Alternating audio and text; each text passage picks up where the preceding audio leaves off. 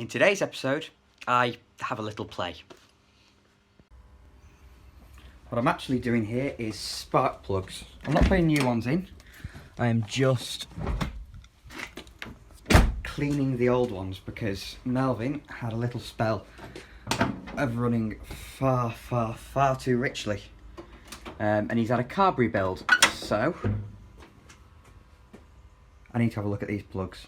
Before we start, I've just noticed one thing. I've had a new rocker cover gasket fitted. I could have done it myself, but I decided to let somebody else do it while they were also doing the carb rebuild because I don't really want to delve into carburetors when I need this car as my daily driver. But that's quite a lot of oil there sitting on the edge. I might need to address that. So, I might need some paper to get rid of that.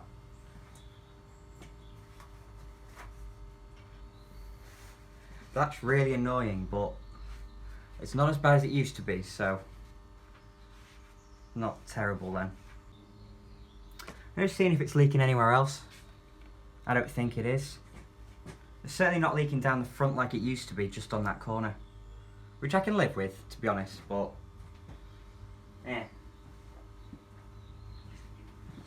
So, airbox off. Well, air intake.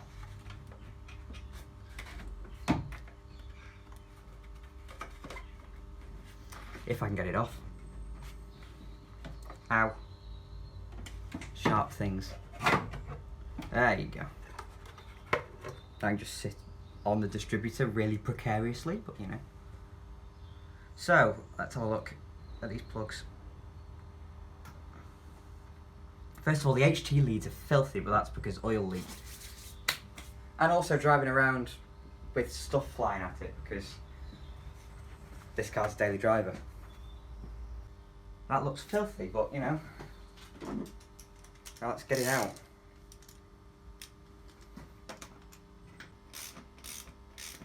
That wasn't in there very tightly, but then again, I don't put them in very tightly because aluminium head, and I don't have a torque wrench.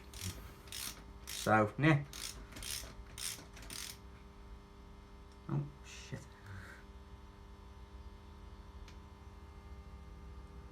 That's not as bad as I thought it was going to be honest, but it's still not great. Again, allow me to precariously put my tools down somewhere. Put it there.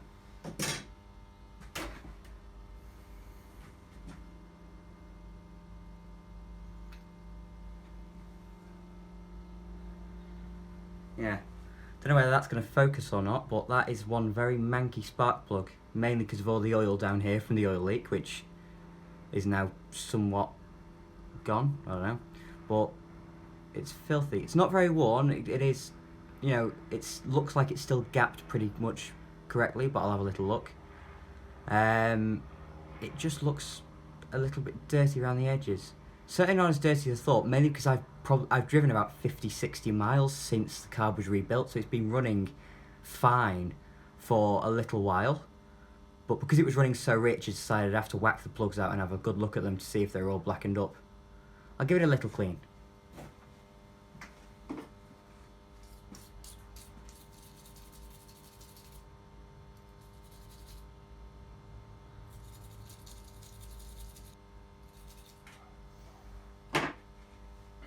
I'll also give it a good wipe down because it's just filthy. Again, that oil leak has made my entire engine bay unbelievably filthy, but you know, it's fixed now, so I've just got to clear up the mess that I left. Much better. Still not perfect, but there's no wear on it, so it can go straight back in. Not that I have spare spark plugs, because I don't carry that kind of thing around with me. I don't have that much forward thinking. You're forgetting that I am a bit thick. Finger tighten initially. If you put a spark plug in and just start ratcheting at it immediately, you're asking for disaster. So now it is actually threaded. Also, if you don't know, I thought I should mention it because a lot of the people watching this might not have actually done much maintenance on their cars before. If the tip of your spark plug is all blackened up, all sooted up, that means your car's been running too richly. which you saw a little bit of evidence of there, because the carb needed to be rebuilt. It's a good thing about having an 8-valve engine is that there's no enormous spark plug holes to go down in. They are just here on the side of the engine, so they're much easier to mess with. Well, to be honest, not that much easier, just a tad. I can actually bloody get my socket on.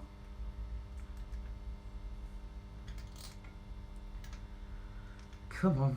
Are you too good for your home? There you go. Got it. Have a go at it and it'll go in. Every time. That seems snug enough, so that'll do.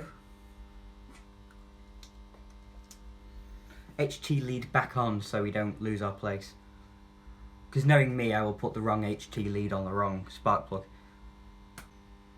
Again, that HT lead is filthy. Spark plug. That looks okay as well. Again, oil around the edge because oil leak. But again, that doesn't look too bad. There's still some evidence of it running too richly around the base. But that's mainly because it's it's not done too many miles correctly. So look at the oil down there. Look at all that. There. Dirty tool. That is just rank. Ugh. Fix your oil leaks, kids. Bloody hell. Ugh. It's full of crap. Well, at least it works. So it seems I'm spending a video which was meant to be about me cleaning the spark plugs up that were going to be really black and horrible. So it's actually me cleaning up after the oil leak instead. Brilliant.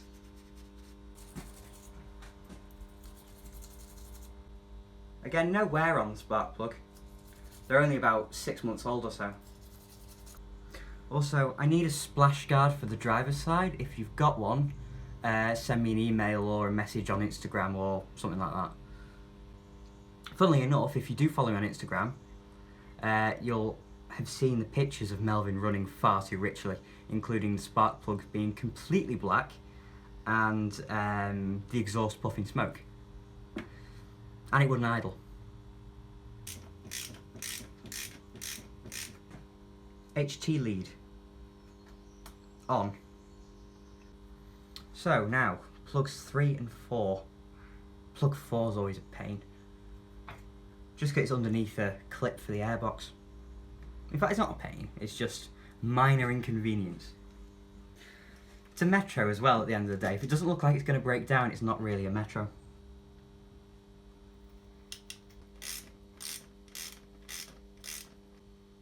I hope to God that isn't a thread. No idea, I'll never know. Actually, I hadn't even looked at this spark plug. But that, considering the car has been running too richly, looks really good. Like, I have no idea whether that's focusing or not. Maybe it will now. But that, apart from all the black around here, the actual electrode itself is really good. That's mad. Awesome. Still going to give it a clean though, obviously. But are you gapping them correctly? The internet wails at me from the comments. No, of course not. Have you seen me? Of course I'm not doing it properly. Maybe it's going in really easy because there are no threads left. I'm just going to go really tight and then really loose. Just look at the amount of oil on it and stuff. There. Shows you the extent of my oil leak. Well, I say hopefully now remedied, but I can literally see it seeping out of the rock cover as we speak.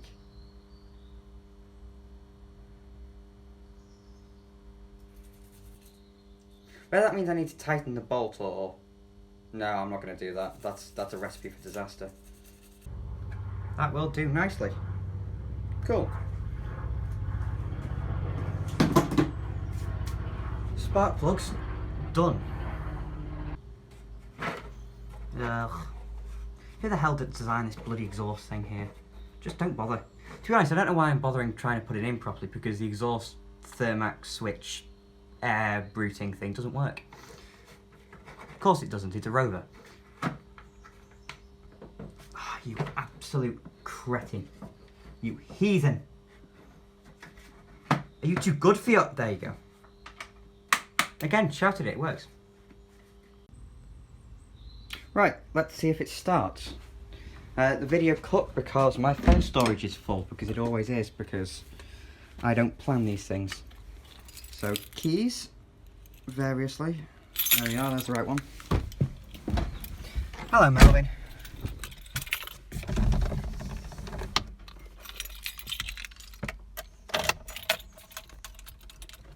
Choke. Neutral.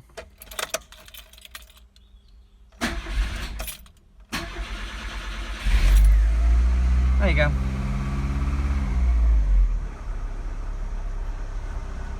Nice. Right, I've just applied some K-rust to the bottom of both doors because they are a bit crusty, really, to be honest. And I'm going to give them a rub down and a paint later, but I was thinking I'm going to get this particular, what do you call it, door pocket off. And they're held in by a number of screws around here. That's not right, though. And one thing I've noticed, the reason I actually want to get it off in the first place is because it's completely cracked down the bottom. And partially because it's easier to spray that without the door card on. But there's another thing. That screw's doing nothing, and Bodgy McBodgeface has bodged glue on the door pocket to the door card, which means that's never coming off unless I want to buy myself a new door card. So I think that will be staying where it is for now. I'll see if I can get the other one off to paint around there. Another thing I've noticed is that the interior light doesn't seem to be working anymore. That switch on that door hasn't been working for quite a while, but this one seems to have just packed up now. Have a look. No light. So I'll whip that off and give it a little clean. So, I've taken the door switch out and I've cleaned it up a little bit. And I'll put that back in and see whether it works. Got it. There you go. Fixed. Now I'll get the other one out and give it a clean up because the other one was intermittent before. Let's give it a go. I did something on a car and it worked. Yes! Right, I've just started sanding down the corner of the door here. I don't know whether you can see that, but I think that's blue paint. So this, by extension, might not be Melvin's original door. But then again, it is 30 years old. Who knows? Another piece in the puzzle. While I've been performing the worst bodge in automotive history, please, seriously, don't try this at home. I'm being a colossal lunatic. I've managed to get the cap of the primer halfway under the bloody car. The mind boggles. I surprise myself at times even. Bloody hell. Well, it isn't me if it isn't convoluted and stupid. But I have a badminton racket holding the passenger door open. I have the driver's door leaning against a cloth leaning against the wall. And I have a small fan trying to warm up the area. Yes, I'll be closing the garage door soon, but it's just started raining, so quickly up the driveway and into the garage. Why do I only ever do things in the worst possible environments? They say prep's the most important thing when painting a car. I haven't done that, no. I've applied some Halford's colour in the ballpark of what it should be, paint. And as much as the prep work's terrible, and I'm not really that bothered about whether it's good or not, which is why I've not paid that much attention to it, the colour match seems to be alright. You can't really notice it if you look down. It's still drying at the moment, so it'll change colour slightly by the time it's set perfectly. That's a job well done, I think, until it rusts again, because it inevitably will. So despite the persistence of that oil leak, I've given Melvin a good clean because he really deserved it. He was absolutely filthy last time, so he's had a good clean, and I've applied some Rain-X anti-fog and some rain repellent, which should hopefully mean obviously no fogging and rain repellent, especially on the back screen, because I have a blanking plug instead of a rear wiper. I have no idea whether they work or not. Yes, loads of people use them, and yes, they are quite popular products, but I haven't used them, so at some point in another video I'll tell you whether they work or not. That's going to have to be it for this video. It's just bits and bobs really. There's nothing really that I was aiming for in this video, just the stuff that I've been doing on Melvin this week. If you enjoyed, please like, subscribe and comment, share, all that kind of stuff, and hopefully I'll see you in a future video.